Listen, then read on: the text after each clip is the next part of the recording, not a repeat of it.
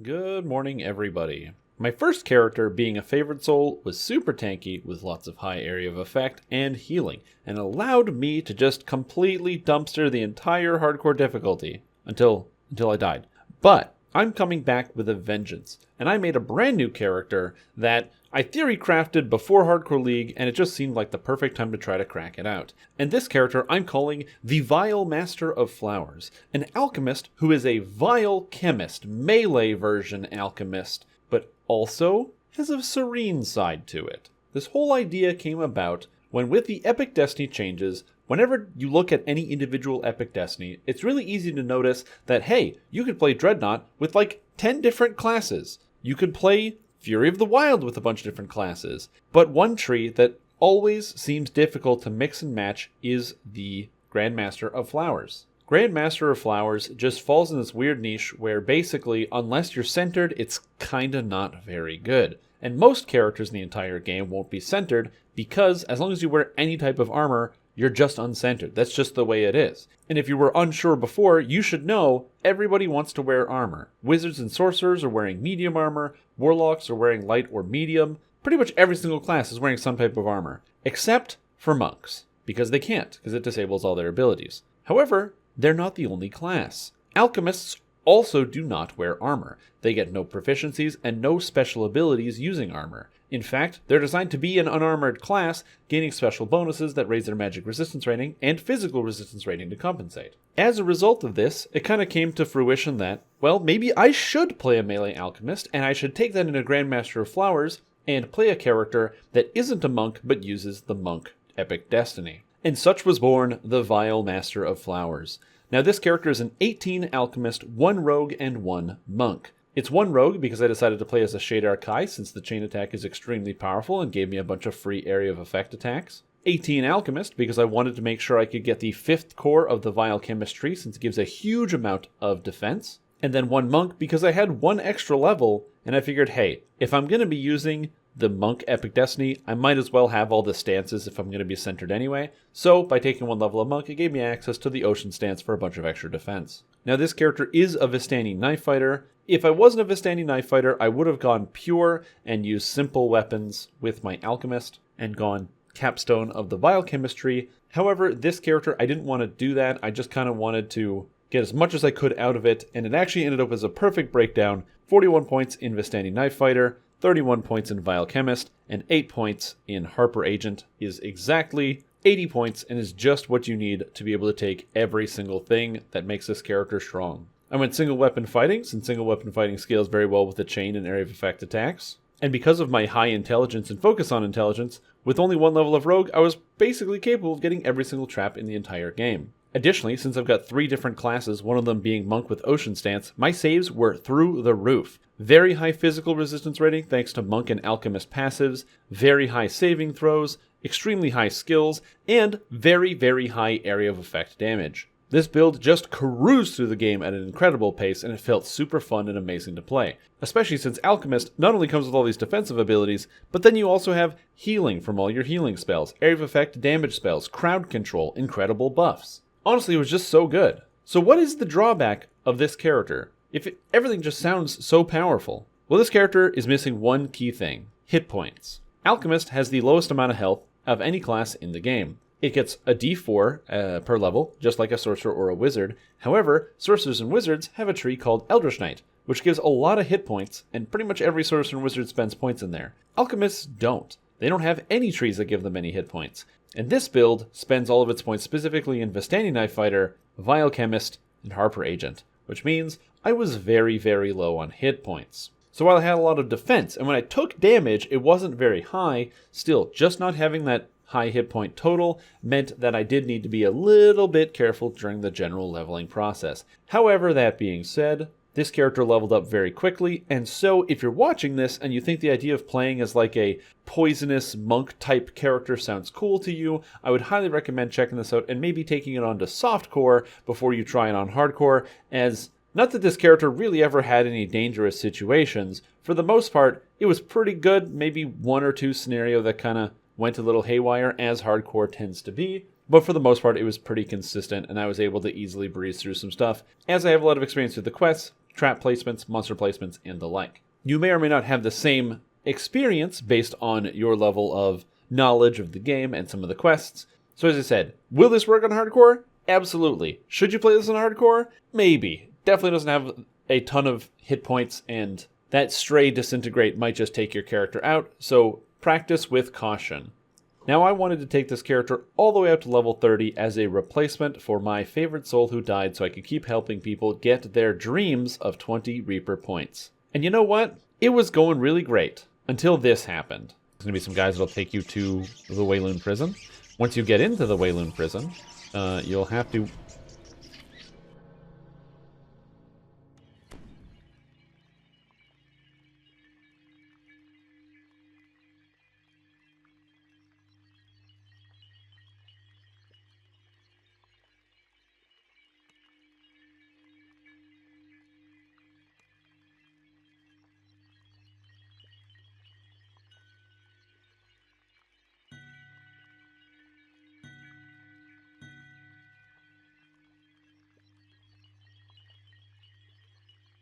I took 3,000 damage? What?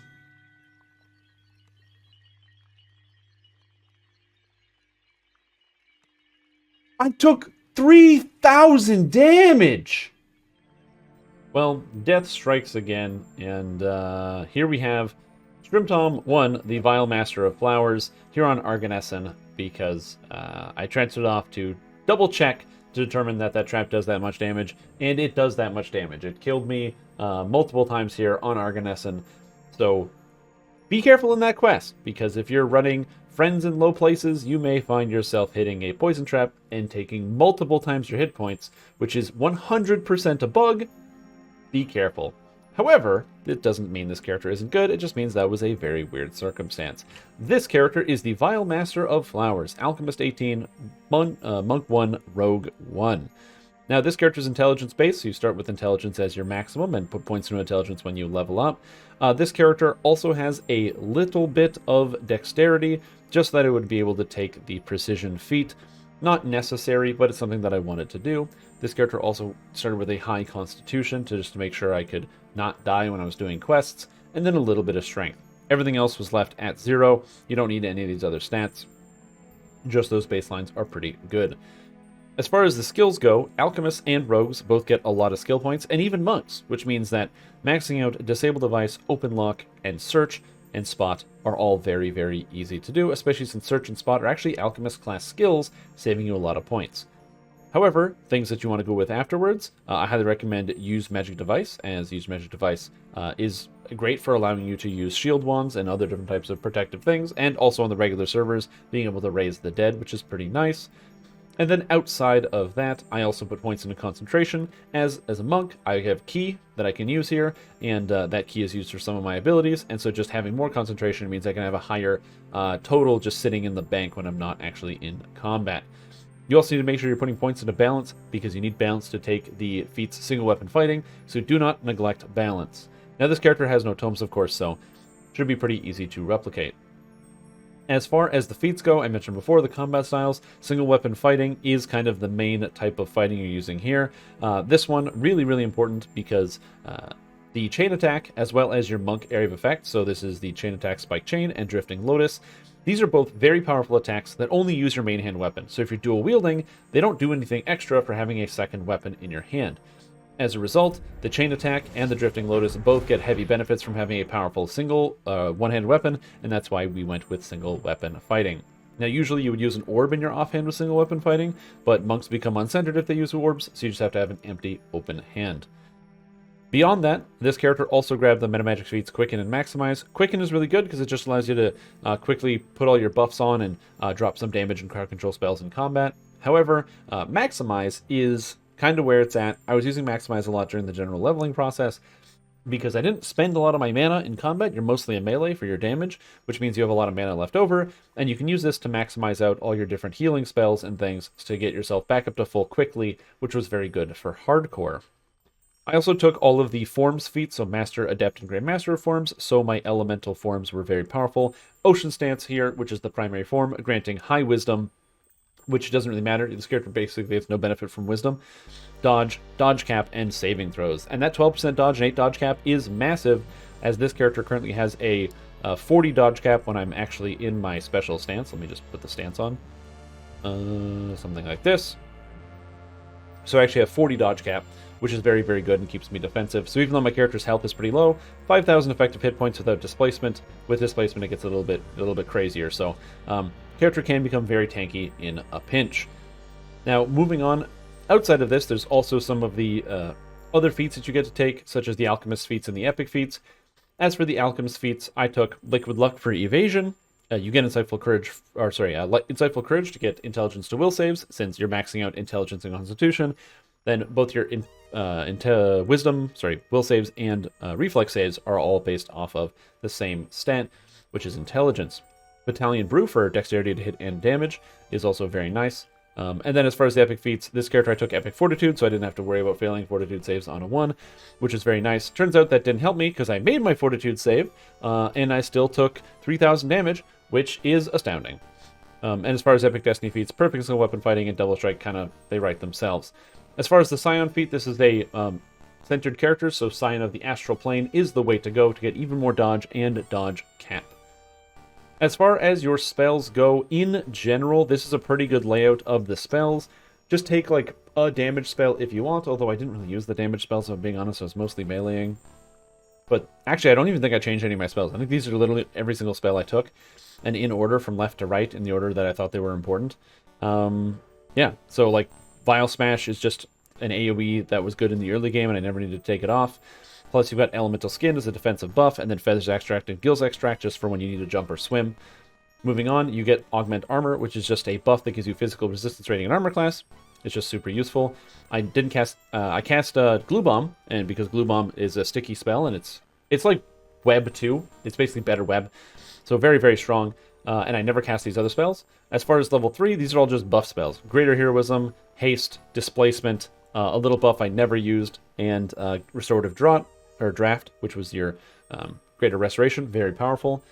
As far as level 4 spells, I never used either of these two ones, or Vein Freeze. Dang, did I really just use Bottle Boost Sprint? I never cast Cure Critical Admixture.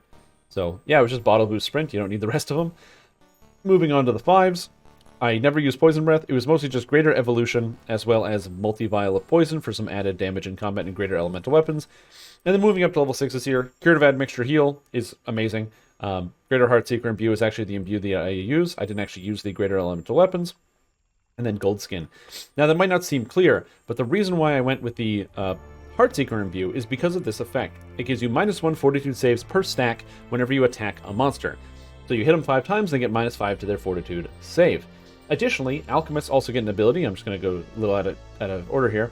Toxic Augmentation, which is when you strike an enemy that's contaminated, you reduce their fortitude saves by 1 for up to 4 stacks, so up to 4.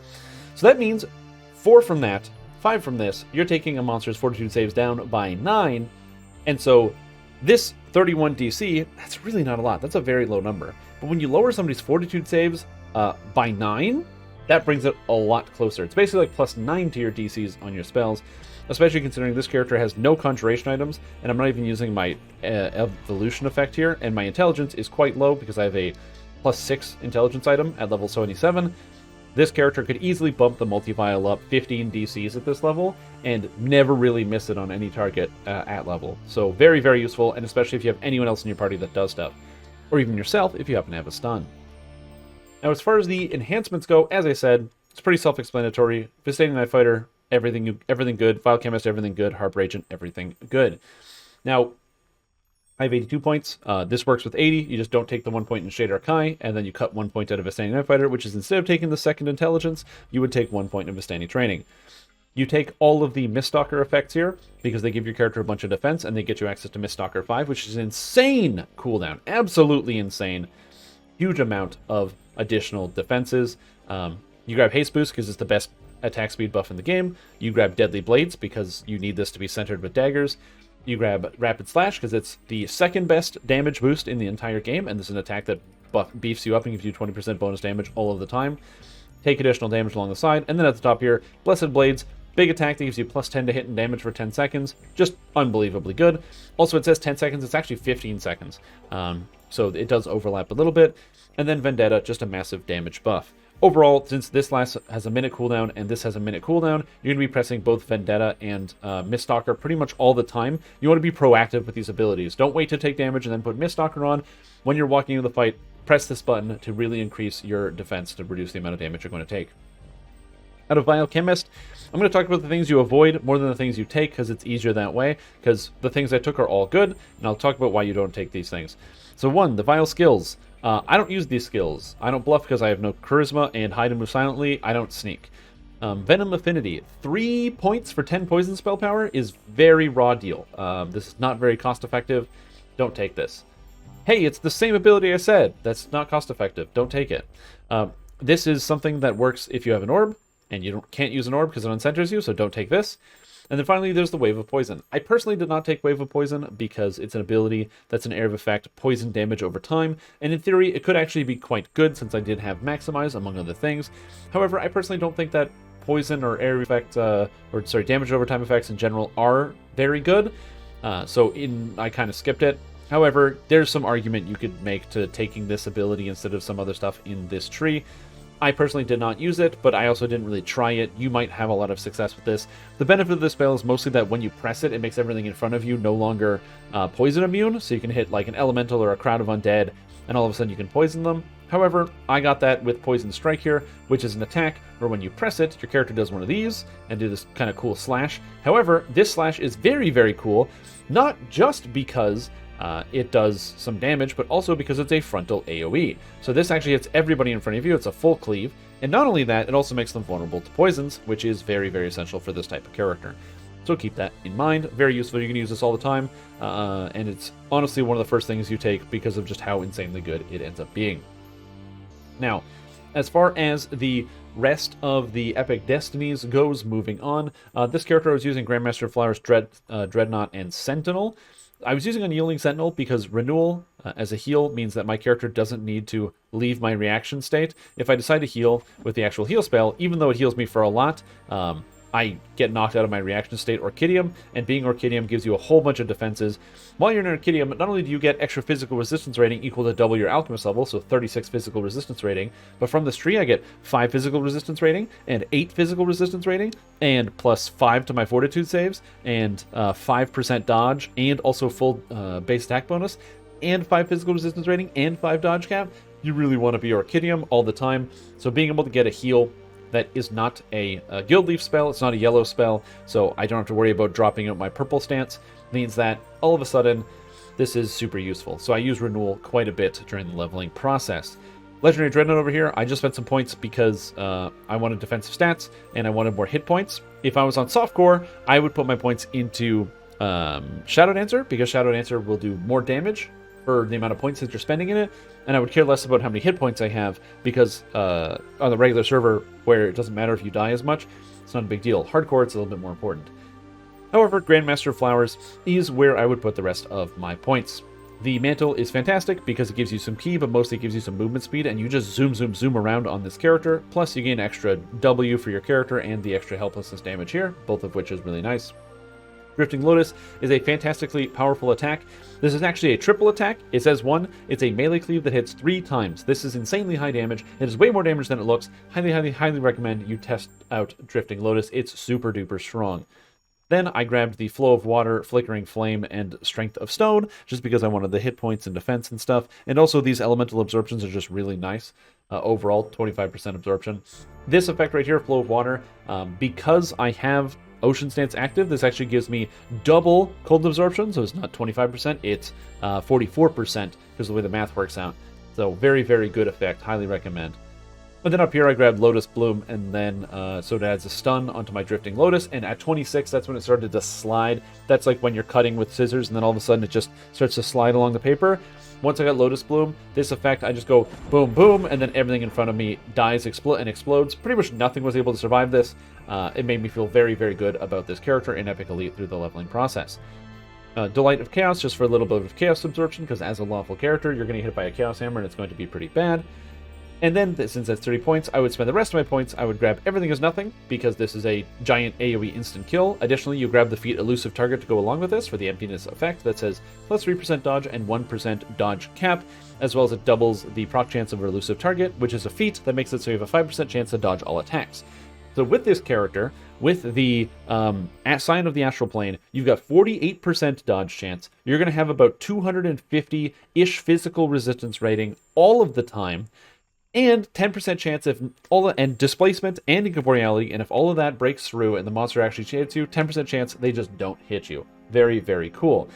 But wait, there's more. Split the Soul, which then is your big epic moment for 30 seconds. You get strike through with all your weapon attacks, you have a chance to banish people, and you also get more concealment, incorporeality, and dodge and max dodge, giving you almost 75% dodge, and 75% concealment, and like 30% incorporeality. You basically become invincible once you click Split the Soul if anyone tries to actually touch you with a physical attack.